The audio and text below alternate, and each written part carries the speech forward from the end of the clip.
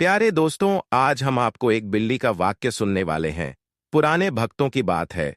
किसी जगह एक बेवा औरत रहा करती थी, जिसके दो छोटे बच्चे थे। उसके शहर का इंतकाल हो चुका था। शहर के इंतकाल के बाद उसकी ससुराल वालों ने उसे धक्के मारकर घर से बाहर निकाल दिया और कहा कि तुम हमारी जिम्मेदारी नहीं हो। अपना बोझ जो और खुद उठाओ, यहां से निकाल जाऊं।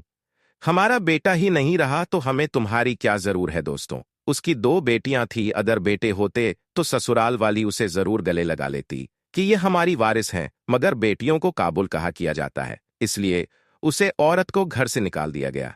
इसके बाद वो औरत अपनी मायकी यानी अपनी माँ आपके घर ए गई। उसके घर वाले भी कोई मोहब्बत करने वाली नहीं थी, बल्कि भाई के ऊपर पूरा घर था। और जाहिर सी बात है कि जब भाई की शादी हो जाती है तो भाभियों का राज होता है। माँ बाप का फिर कोई रोल नहीं राहत है। बूढ़े माँ बाप अपनी बेटी को रोजाना देखते थे कि उनकी बेटी कितनी बेइज्जती बर्दाश्त कर रही है। उसके भाभी उसको नौकरानी बनाकर रखती है। वो औरत हमेशा रोटी रहती थी, लेकिन जानवरों पर बहुत रम किया करती थी। एक दिन उसकी भाभी ने इस बाजार से कुछ समाज लाने के लिए भेजा। जब वह समाज लेने जा रही थी तो रास्ते में उसे एक जख्मी बिल्ली नजर आई। उसकी एक टांग टूट चुकी थी। उसने बिल्ली को उठा लिया और वापसी में उसे अपने घर ले आई। अपने बच्चों से कहा, देखो बेटा, ये बिल्ली मुझे रास्ते में मिली है। यह बहुत जख्मी है, जर्द में है। चलो हम इसका ख्याल करते हैं, इसकी मरहम पट्टी करेंगे। माँ और बेटियों ने मिलकर बिल्ली का बहुत ख्याल रखा, उसको खाना पानी दिया, उसके जख्मों को सही करके, यहां तक कि 2 महीने के बाद उसकी टांग बिल्कुल अच्छी हो गई। लेकिन उसे बिल्ली का उसे घर में रहना इतना आसान नहीं था। रोजाना भाभी तानी देती थी। रोज भाई आकर डांटता था कि तुम्हारी वजह से पूरे घर का माहौल खराब हो रहा है। तुम तो हमारे सर पर अब इस जख्मी बिल्ली को भी लाकर हमारी सर पर बिठा दिया है। ये हमारे हिस्सा का जाती है, दूध भी पी जाती है। तुम कब तक हमारे लिए यूं मुसीबत बनी रहोगी। इसके बाद दिन गुजरते गए। एक दिन उसके भाई का बच्चा छत से गिर पड़ा। पूरी बस्ती भी शोर हो गया। भाभी को मौका मिल गया। उसने फौरन अपनी शहर से कहा, तुम्हारी बहन की वजह से ये सब कुछ हुआ है।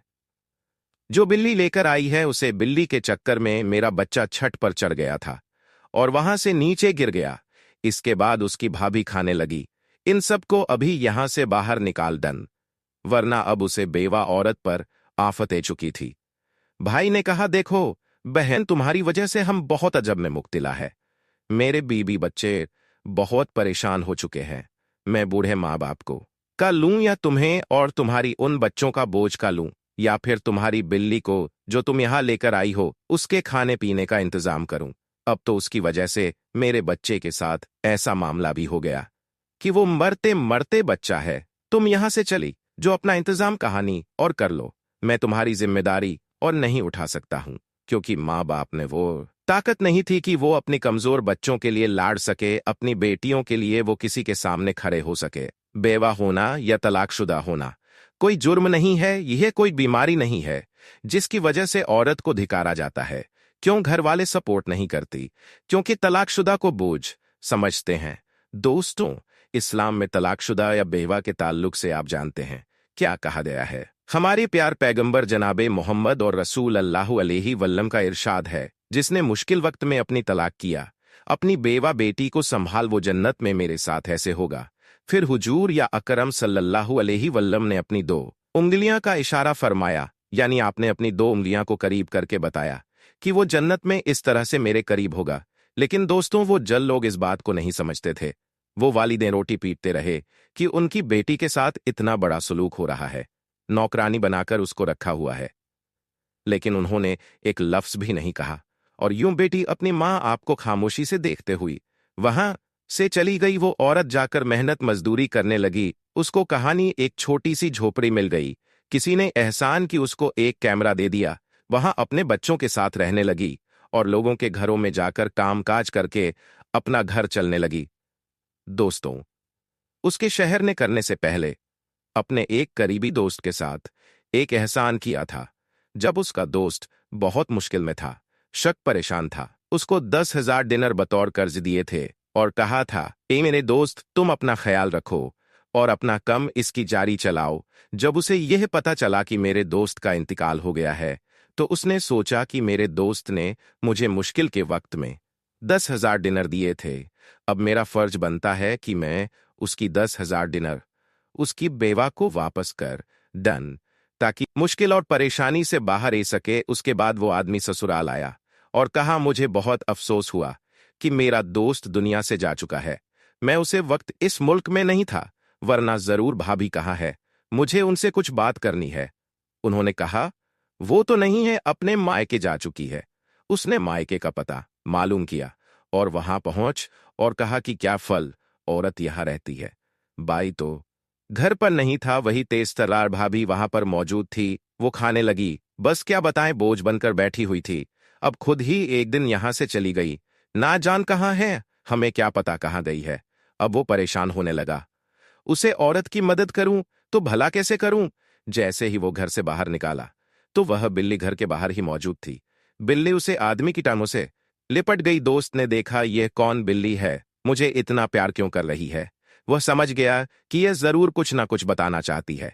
बिल्ली आगे आगे चलने लगी, वो दोस्त उसके पीछे पीछे चलने लगा, यहां तक कि वह उसे झोपड़ी तक पहुंच गई, जहां पर वो औरत अपनी बेटियों के साथ रहा करती थी।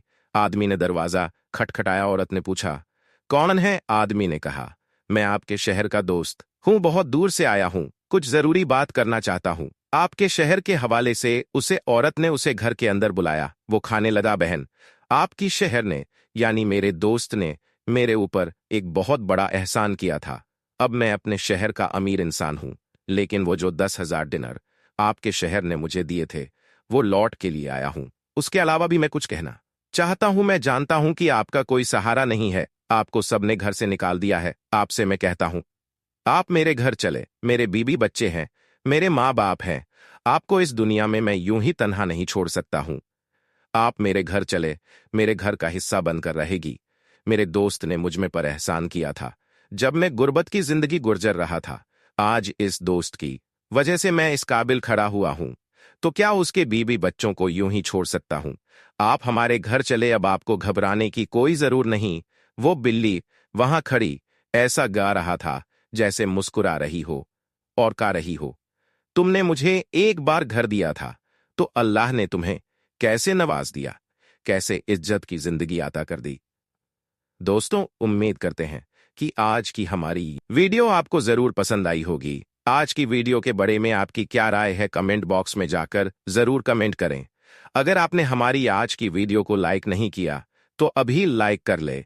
अगर आप हमारी चैनल पर नए आए हैं, आपने इसे सब्सक्राइब नहीं किया, तो अभी सब्सक्राइब कर ले और आइंदा आने वाले ऐसे ही दिलचस्प वीडियो की नोटिफिकेशन के लिए बेल आइकॉन को क्लिक करना ना भूले। अल्लाह सबको डॉन खुशियां आता फरमाए। अल्लाह हाफिज।